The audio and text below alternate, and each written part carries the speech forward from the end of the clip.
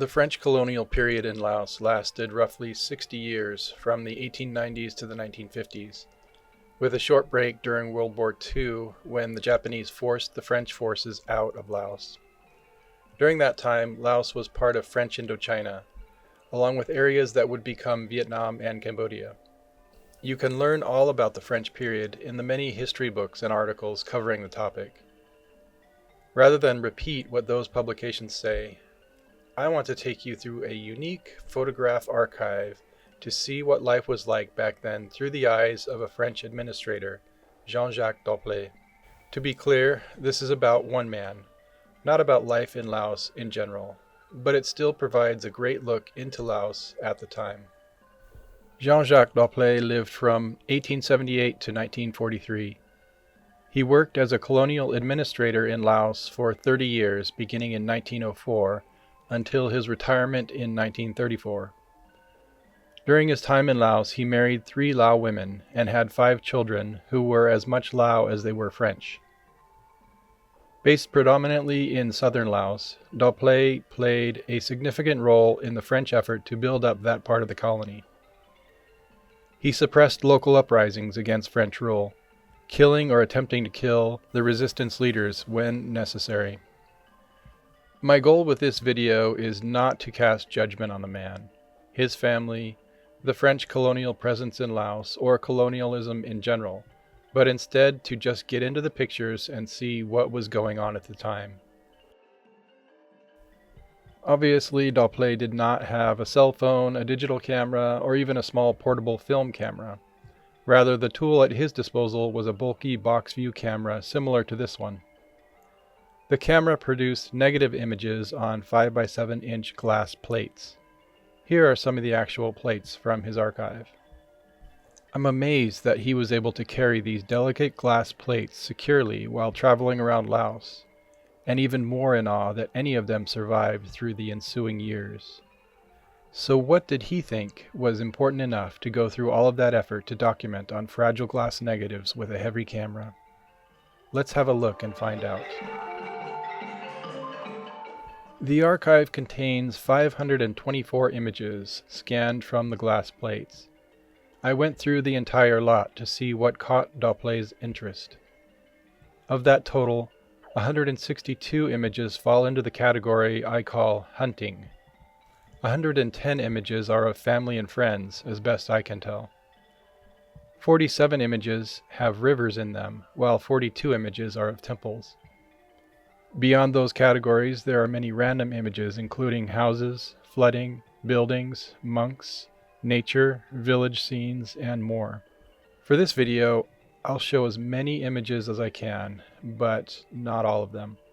I'll start with random images, and then build up to the more popular categories, ending with hunting images, so anyone who does not want to see photos of dead animals can stop watching at that point. One theme runs consistent through the entire archive. That is, Dauplay appears in the vast majority of photos. This is very much an archive of his experience in Laos, with Jean-Jacques Dauplay as the main character. So I'll set the stage with categories of photos where he is absent. Mostly images of houses and other buildings, ruins, elephants, and a few nature scenes. We'll begin our tour of the archive with some photos of the iconic Lao house on stilts.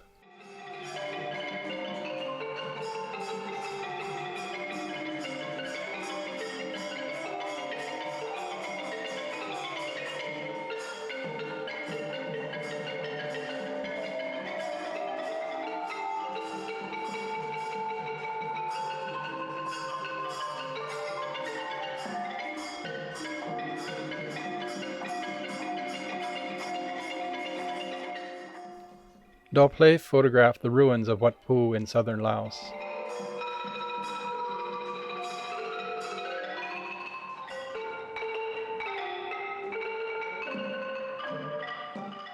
He also took photos of Wat Pa Keo in Vientiane before its reconstruction.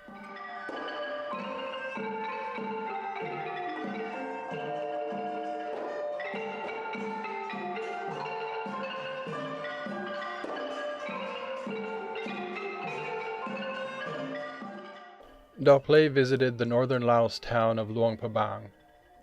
While there, he was able to take some of the earliest images of the Prabang Buddha statue and King Sisavangwong.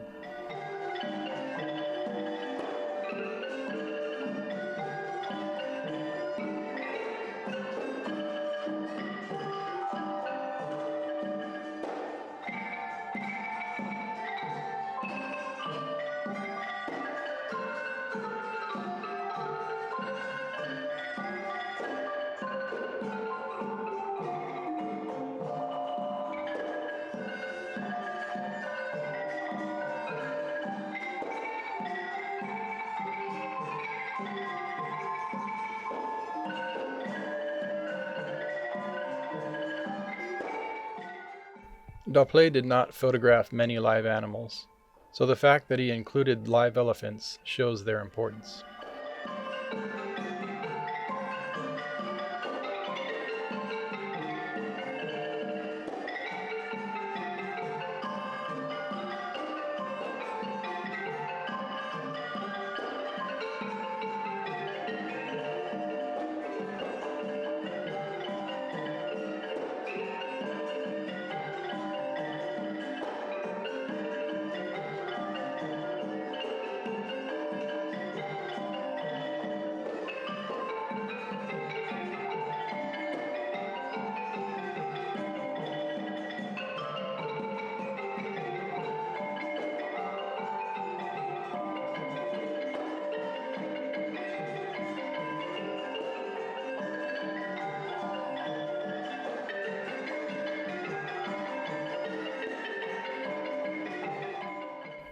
There are many images showing the natural side of Laos, though not too many that don't also include Dauplay and his companions posing with recently killed animals. Here are some of those few images.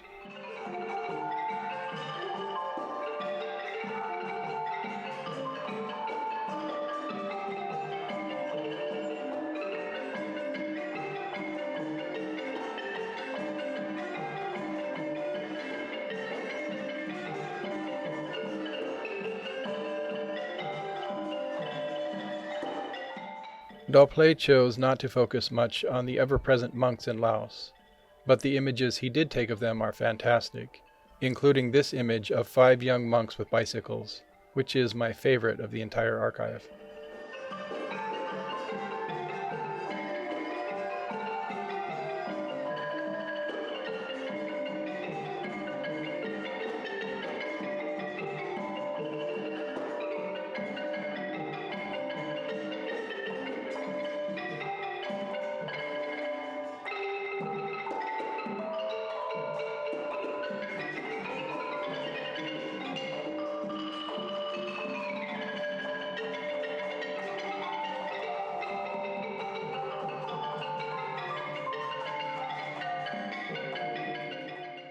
Dauplay spent more time photographing temples than monks.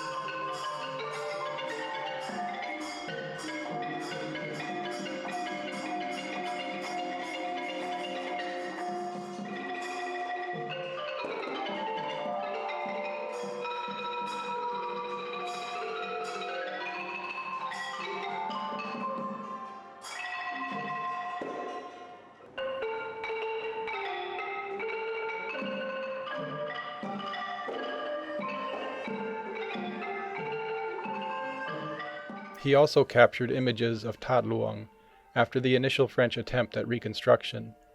This first try wasn't quite the iconic golden stupa with flowing lines that is one of the main symbols of Laos today.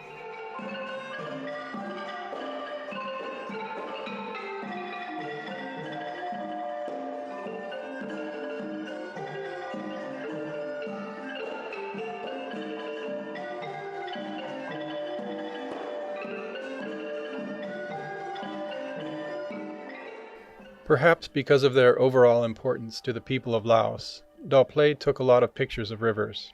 Rivers on their own, boats on rivers, bridges over rivers, people in and by rivers, and rivers flooding.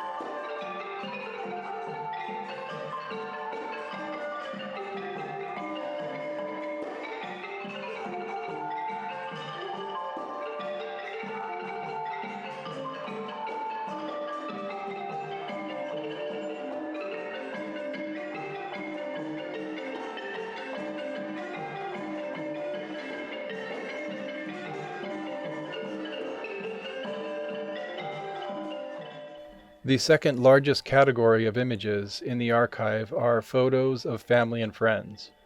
Most are unidentified individuals, but those that are known I will try to point out. Dauplay met and married his first wife in Vientiane in 1904, very shortly after arriving in the country. He had two sons with Nuthap, Jean in 1905 and Georges in 1908. Dauplay married his second wife, Mom Lun, and had son Pierre with her in 1909. In 1910 or 11, Dauplay took yet another wife, Mom Kio, who soon gave birth to son Alexandre in 1911, and later to Dauplay's only daughter, Louise Aline, in 1918. Aside from immediate family, there are numerous photographs of people who we can assume are friends or relatives, and others who worked with Dauplay in the French administration.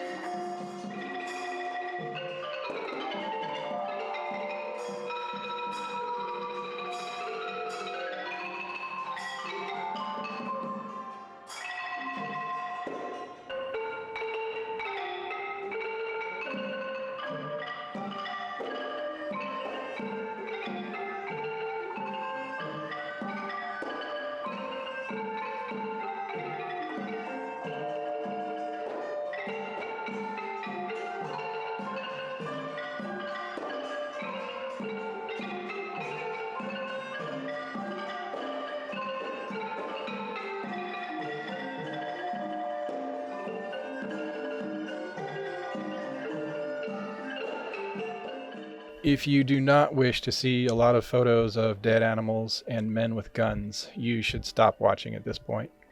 For the rest of you, the following images related to hunting represent the largest category of photographs in the archive. Hunting was central to life in Laos at the time because that was one of the main ways people added meat into their diets. However, that alone cannot explain why Dauplay focused so much on hunting. In reality, he was an avid hunter and meticulously photographed his kills. As you work through the photographs, you will note that Dauplay went to great lengths to stage each photograph. I found it fascinating how many different ways he managed to pose himself, the people around him, and the animals. Most of the hunting photos are of buffalo and deer, which makes sense because those kills provided the most food for the people. In Laos at the time, and to this day, no kill goes to waste. So everything shown here was used and appreciated.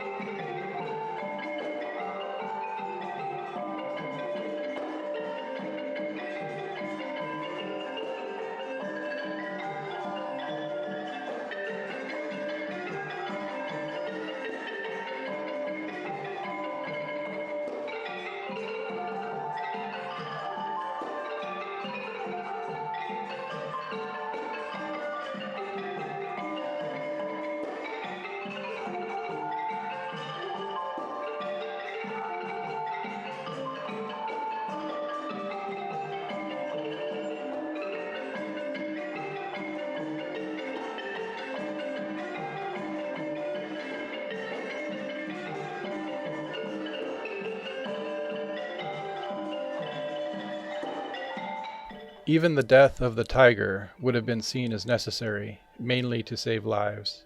When tigers became a threat to the people, they were hunted down, and Dauplay was there for it.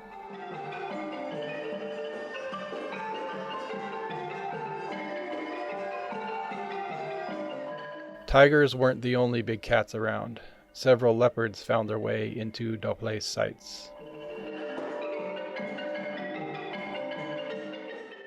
Whatever you might think of the man, his work in Laos, or colonialism in general, we do owe him some debt for unabashedly documenting his part in the history of Laos through his photographs.